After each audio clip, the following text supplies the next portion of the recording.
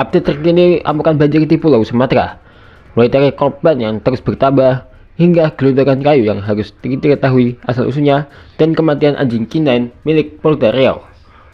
Dan inilah update amukan banjir di Sumatera.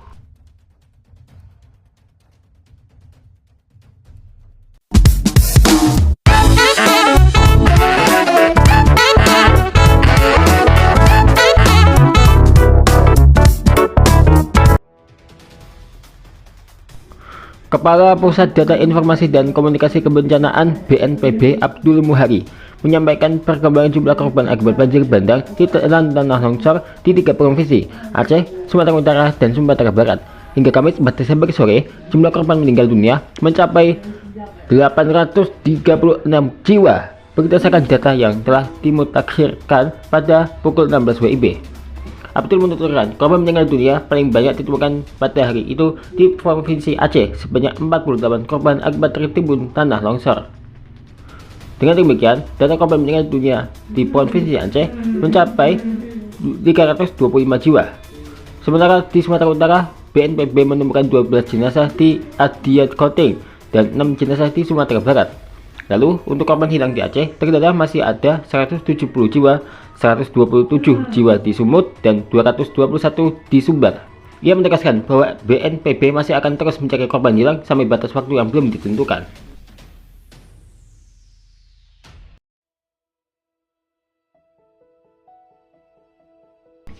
Sebelumnya, ada masjid yang tetap berdiri kokoh walau dilanda banjir.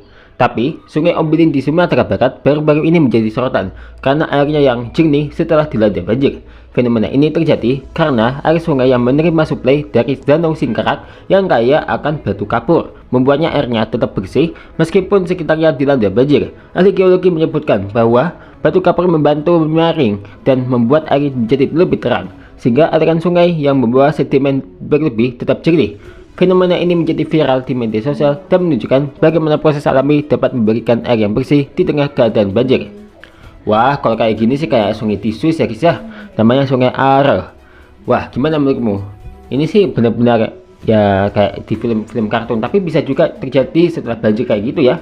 Wah, jadi kepengen juga ya kalau sungai di Indonesia bersih kayak gitu. Gimana menurutmu? Setuju kan?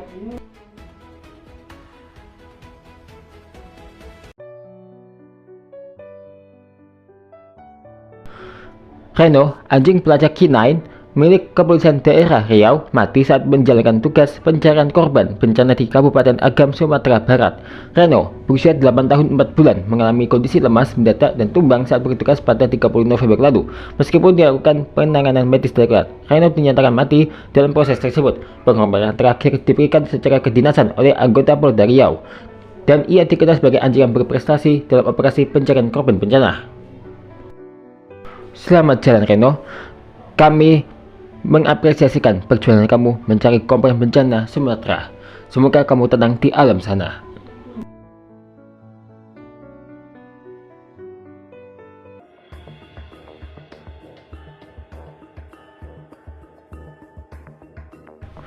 Belum juga selesai bencana ini, Gunung Merapi di Sumatera Barat kembali alami erupsi siang 2 Desember lalu. Abu vulkanik tersebar dari puncak hingga beberapa daerah di Kabupaten Agam. Gunung Merapi dilaporkan erupsi pada siang 2 Desember 2025 sekitar pukul 10.34 WIB. Kecamatan Baso dan Kecamatan Caduang di Kabupaten Agam menjadi 2 daerah yang terpapar kabut abu vulkanik ini. Keduanya berada di arah utara dan timur laut di kawasan Verbik Gunung Merapi. Pos pengamanan Gunung Api melaporkan erupsi ini terekam di seismogram dengan amplitudo maksimum 30,3 mm dan durasi lebih kurang 51 titik, namun tinggi kolom abu tidak teramati dengan jelas. Masyarakat yang bermukim di sekitar lembah dan aliran sungai-sungai yang berhulu di puncak Merapi juga dimintai mewaspadai potensi ancaman bahaya lahar atau banjir lahar yang dapat terjadi terutama di saat musim hujan.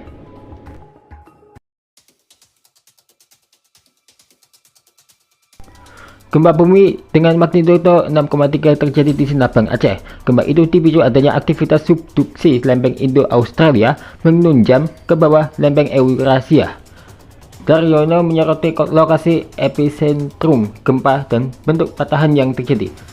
Dia menyebutkan gempa M6,3 ini masuk kategori megatrust. Dia mengatakan zona megatrust berada memanjang di Samudra Hindia bagian barat Sumatera, selatan Jawa, sampai Sumba, Nusa Tenggara Timur. Dia mengatakan gempa megatrust tidak melulu punya kekuatan magnitudo besar. Menurutnya, gempa megatrust terjadi kalau pusat gempa ada di bidang kontak antar lempeng. Gempa M6,3 terjadi pada siang pukul 11.56 WIB. Epicentrum gempa bumi terletak pada koordinat 2,61 derajat lintang utara dan 95,83 derajat bujur timur, atau tepatnya berlokasi di laut pada jarak 1 km arah selatan Simeulue, Aceh, pada kedalaman 14 km.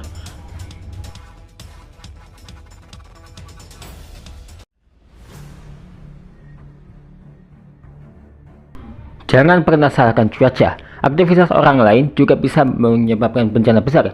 Bencana banjir bandang yang melanda wilayah Aceh, Sumatera Barat, dan Sumatera Utara menyisakan sebuah anomali yang kini menjadi sorotan tajam publik. Dikutip dari kompas.com, dalam sejumlah video yang beredar, terlihat bukan hanya air bah berwarna keruh yang menerjang permukiman, melainkan ribuan batang kayu gelondongan raksasa yang ikut terseret arus deras bak peluru tak terkendali. Pemandangan mengerikan ini tak pelak memicu tanda tanya besar yang menyisakan misteri. Dari manakah asal kayu-kayu yang telah terbuat rapi ini? Apakah ini murni amukan alam atau ada jejak kelalaian manusia di hulunya? Dilansir dari artikel Merdeka.com, Menteri Kehutanan Raja Juli Antoni menggelar pertemuan dengan Kapolri Jenderal Listio Sigit Prabowo di Mabes Polri Kamis 4 Desember 2025. Pertemuan itu guna membahas penyelidikan asal-usul tumpukan kayu gelondongan yang terseret banjir bandang di Sumatera. Raja Juli mengatakan telah melakukan pemantauan awal menggunakan drone dan teknologi identifikasi kayu AICO. Temuan itu akan menjadi bahan awal bagi penyelidikan bersama. Raja Juli berharap penyelidikan bersama dengan Polri dapat segera mengungkap sumber kayu yang diduga memperparah banjir hingga merusak fasilitas umum. Sementara itu, Kapolri Jenderal Listio Sigit Prabowo menyambut baik dibentuknya Satgas Gabungan. Menurutnya, personel Polri sebenarnya sudah turun sejak beberapa hari terakhir untuk menelusuri titik-titik yang dicurigai sebagai sumber kayu. Kapolri melakukan pendalaman. Oleh karena itu, kita akan melakukan pendalaman terlebih dahulu bersama-sama dengan tim. Beberapa hari ini kita sudah turunkan personel dan kita nanti akan gabung dengan tim dari Kementerian Kehutanan dan bila perlu dengan satgas lain yang bisa tergabung termasuk PKH, sehingga kerja tim bisa lebih cepat dan segera bisa kita infokan, ujar dia.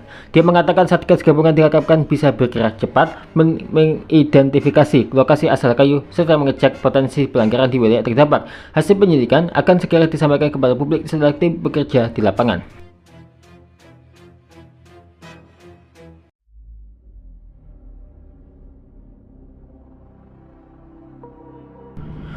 Pengungsi korban banjir di Aceh Utara mulai mengalami masalah kesehatan, termasuk demam, sesak nafas, dan penyakit kulit.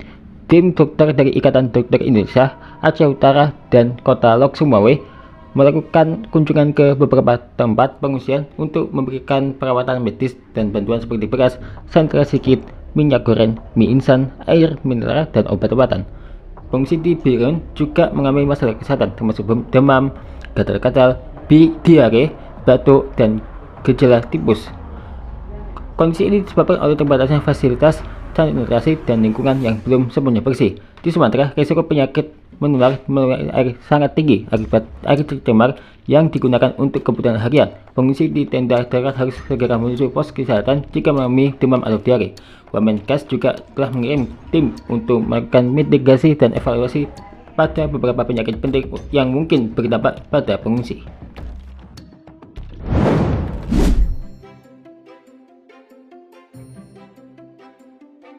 Sesaat lagi kita akan telusuri seed mini block cave yang aku temukan nih.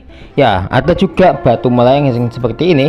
Ini menurut kamu gimana guys? Gak masuk akal juga ya kalau ada batu melayang kayak gini. Ya, sama halnya yang di Minecraft. Ini seednya juga indah banget loh. Gak ada seed rusak rupanya. Gak kayak di Minecraft. Ini kalian bisa lihat pemandangannya yang sangat epic yang wajib kamu coba di seed mini block cave ini. Apa sajakah yang aku temukan dengan keindahan alam di mini block cave?